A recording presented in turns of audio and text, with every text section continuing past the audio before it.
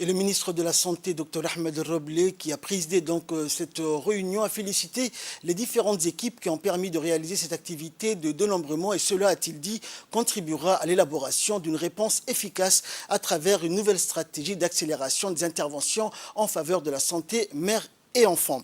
Bonjour Monsieur le Ministre, merci à vous d'avoir accepté notre invitation sur ce plateau. Dans un premier temps, dites-nous, qu'est-ce que cette enquête donc, sur le dénombrement? De quoi s'agit-il exactement?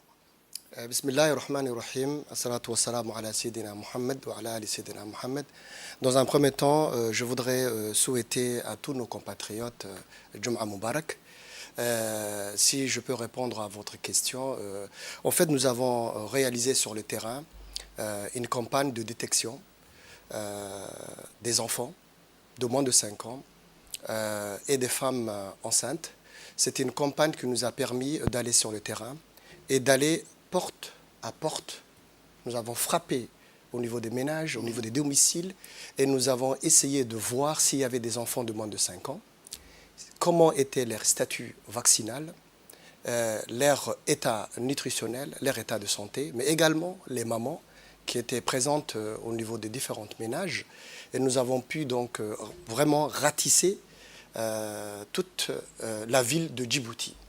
Ça nous a pris vraiment 2 mois de travail intensif et qui a mobilisé beaucoup de monde. Vous l'avez dit, nous avons mobilisé plus de 300 de nos personnels du ministère de la Santé.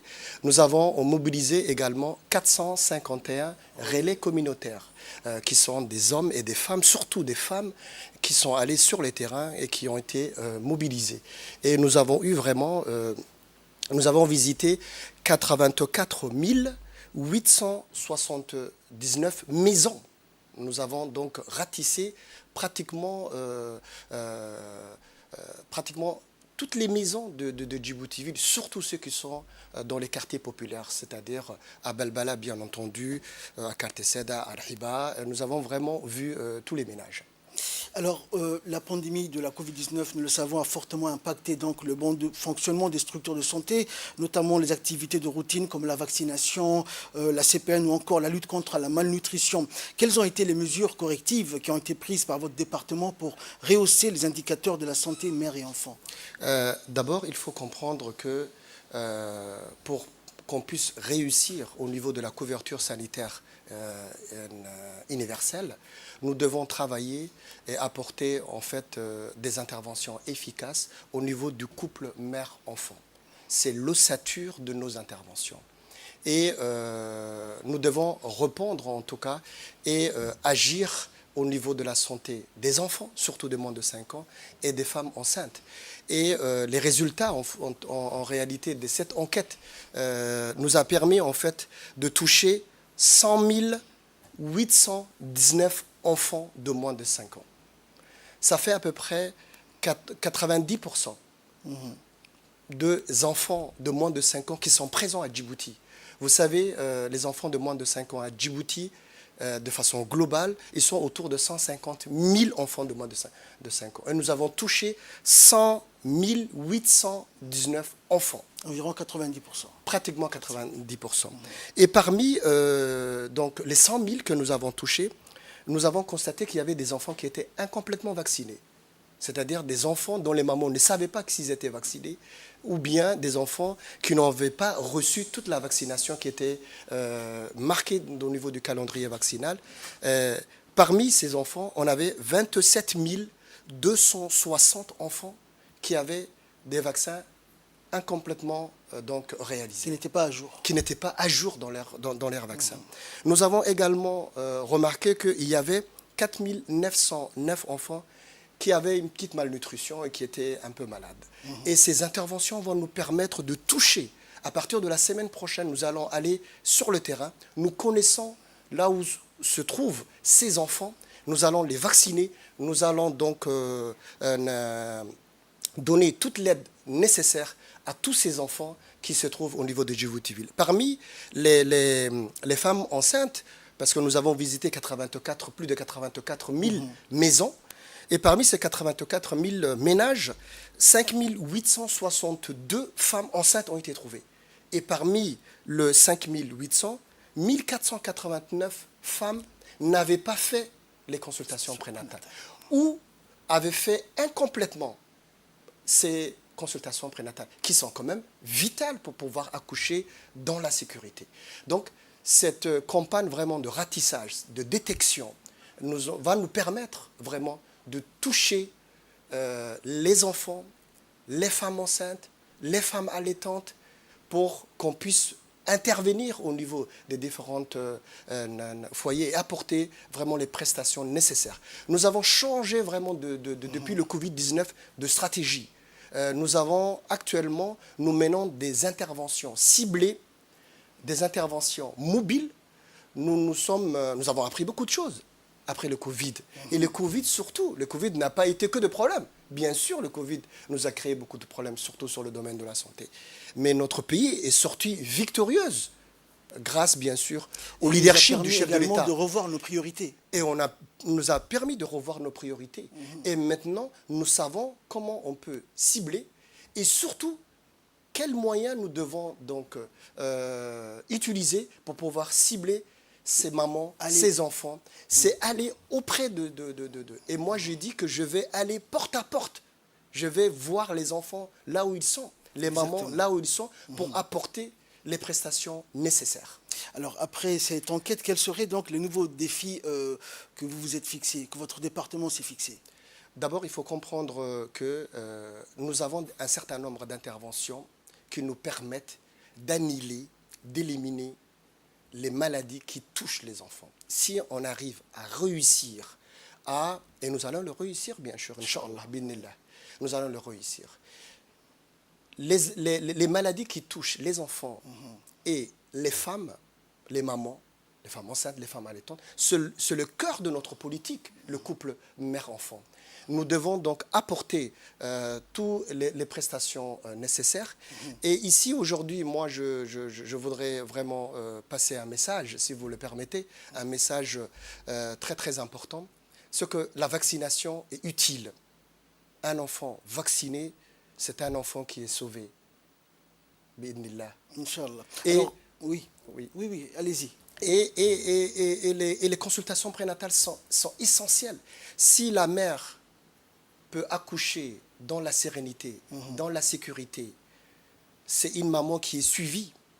Nous avons au minimum 4 consultations prénatales. Et c'est fondamental que les mamans puissent aller. Nous avons retrouvé des mamans qui habitaient moins de 100 mètres d'un centre de santé, mais qui n'arrivaient pas donc, à aller au centre de santé. Donc j'appelle vraiment les mamans qui m'entendent, les parents, la société civile, la population djiboutienne, pour qu'on puisse vraiment, que le plaidoyer puisse se faire et la sensibilisation, l'éducation de nos communautés puisse se faire pour que les enfants, les mamans puissent se rendre, en tout cas celles qui nécessitent des activités de prévention. Parce que prévenir coûte moins cher que traiter. Traiter, exactement. Alors, la santé du couple mère et enfant est donc au cœur de la politique sanitaire nationale et vous tient très à cœur également. C'est également un sujet crucial qui vous tient à cœur, pas en tant que ministre, mais également en tant que pédiatre. C'est exactement ça. C'est exactement ça parce que, vous savez, à Djibouti, nous avons 150 000 enfants. On peut le toucher. On peut le toucher facilement. On peut les ratisser facilement. Et ces campagnes que nous avons menées à Djibouti-Ville, nous allons également mener la même campagne au niveau des régions, région par région, localité par localité. Et on s'est fixé au bout de 6 mois pour pouvoir vraiment ratisser tous les enfants qui vivent ici, sur le territoire djiboutien, qu'ils sont d'ailleurs djiboutiens ou autres. Nous voulons donc toucher, et ça me tient à cœur, moi. Ça me tient à cœur. Un enfant dont la croissance est bien suivie, dont la vaccination est bien suivie, dont l'état de santé est bien suivi, est un enfant d'ailleurs, après, qui sera utile pour son pays. Une plus-value pour le pays. C'est une plus-value pour mon pays. Exactement. Et nous devons, notre ressource le plus fondamentale, c'est les ressources humaines. Et nous devons avoir, et ça, c'est l'importance du capital humain. C'est-à-dire que nous devons investir sur notre jeunesse. Et ça, c'est la politique éclairée du chef de l'État, Al-Hajj Ismaël Omar Guelleh. C'est investir sur la jeunesse. Et une jeunesse qui est en bonne santé, un enfant qui est en bonne santé, une maman qui est en bonne santé, sera utile par la suite au développement de ces pays. Et la meilleure manière de faire, c'est la prévention. C'est la prévention. Aller à l'hôpital, ça coûte très cher. Mais prévenir une maladie coûte à peu près 1/100 du coût du traitement. Et c'est ce que nous nous sommes attelés. Et nous allons vers cette direction, Inch'Allah, sous la direction et le leadership du président de la République. Alors nous allons profiter donc du temps d'antenne qui nous reste, monsieur le ministre. Alors quel serait votre message aujourd'hui en direct sur Télé Djibouti aux maires djiboutiennes? Quel serait votre message? Le message le plus important, c'est que nous sommes en train de mener un certain nombre de réformes. Parce que, vous savez, après le Covid-19, le monde a changé. Nous devons nous préparer à toute épidémie. Nous devons nous préparer si demain, il y aura une nouvelle épidémie qui va frapper à notre porte. Le changement climatique a beaucoup changé l'environnement médical dans le monde. Et le ministère de la Santé, bien sûr, oui. L'environnement est le cœur le changement climatique. Le changement climatique, l'apparition de nouvelles épidémies. On va avoir de plus en plus des épidémies qui vont venir. Et nous devons nous préparer.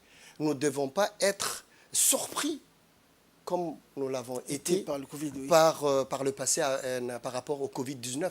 Donc nous devons préparer tous nos systèmes. C'est pour ça que nous avons actuellement un système d'alerte au niveau national. Nous avons au niveau sur tous les territoires à peu près 249 sites sentinelles qui, chaque semaine, reportent tout incident sanitaire. C'est-à-dire qu'au jour le jour, nous sommes au courant sur tous les territoires djiboutiens comment la population djiboutienne se comporte. Est-ce qu'il y a une nouvelle? Est-ce qu'il y a telle épidémie? Est-ce qu'il y a des incidences? Est-ce qu'il y a telle fièvre qui apparaît? Et immédiatement faire derrière une réponse rapide parce qu'il faut vite aller pour éteindre s'il y a n'importe quoi. Donc c'est très important de se préparer de maintenant. Le ministère de la Santé est mobilisé pour faire face, tout en n'oubliant pas, bien sûr, nos activités traditionnelles comme la vaccination, la nutrition, les consultations, bien sûr, médicales, sans oublier, bien sûr, la mise à niveau de nos hôpitaux. On est en train de travailler. Vous savez que nous sommes en train de travailler sur le CHU. Les hôpitaux seront bientôt donc, fusionnés pour qu'on puisse avoir des hôpitaux hospitaliers universitaires et on va rehausser les différentes prestations, y compris bien sûr la médecine d'urgence, la médecine préhospitalière. On peut en parler pendant 2 heures sur la santé. Et je vous remercie beaucoup. Merci, monsieur le ministre. Je rappelle que vous êtes ministre de la Santé, Dr Ahmed Robleh, en direct avec nous donc, dans cette édition de 15 heures. Merci, monsieur le ministre, pour toutes ces précisions. Merci à vous.